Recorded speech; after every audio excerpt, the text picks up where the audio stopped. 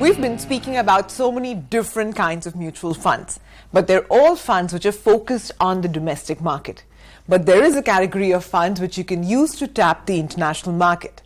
These are called the international funds, which invest in markets or companies which are abroad. Their only mantra is invest anywhere but here.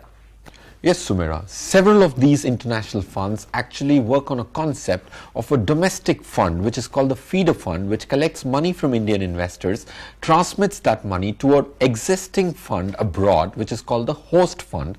That fund manager, who has the local expertise, manages that money of the Indian investors in the form of the host fund. Well, the most popular feeder funds, of course, are the US ones, but then they can have exposure to any sort of geography. And the number of international funds in India may be small, but do remember that they have exposure to companies worldwide.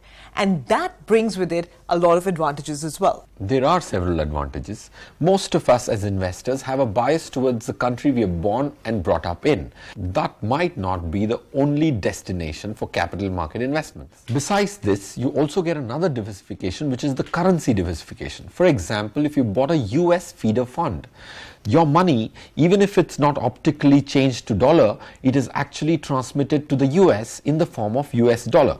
So your net asset value, which is the price of the unit, is also going to be appreciating or depreciating depending on the dollar rupee exchange rate, which is true diversification to the next level. The third advantage from an investor standpoint is that if you have objectives which will require you to accumulate foreign currency in the form of global travel or children's education abroad, this becomes a good saving mechanism, and also it's growing at the same time. So that's a lot of advantages, Feroze, but isn't the cost a big drawback? Yes, it is. I think it's again a pertinent question, Sumaira, because you have two funds superimposing each other.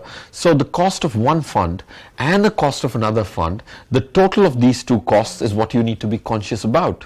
So I'm gaining in dollars, but I'm still being taxed in rupees, right? Yes, I think tax treatment is a little unconventional. Any investment made abroad in the form of these feeder funds is categorized as debt from taxation, irrespective of the underlying being global equity.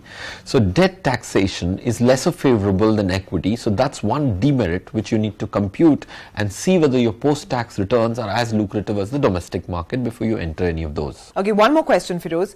As an Indian, we're also allowed to remit money abroad, right? Does this get counted in that limit? No, it doesn't get counted in that limit. That limit is called the limit of the Liberalized Remittance Scheme, abbreviated as LRS. As things stand today, the limit is $250,000 per financial year per person. So that's the maximum you can remit under the LRS scheme abroad. But these mutual fund investments are not a part of that, and there's no limit to your investment when it comes to international funds. So most of the international funds that we hear about are equity based. Are there debt international funds also? Most international funds focus on equity as against debt because Indian debt already is at a very high interest rate, and the global debt markets might not have something as lucrative to offer for an Indian investor. So even if I can't travel abroad, at least my money can, right? In mutual funds as well, there is a category which strives to strike a balance between equity and debt. These were earlier called balanced funds, and now they're called the hybrid funds. So they can invest in both stocks as well as bonds, and that's how they get their name as well.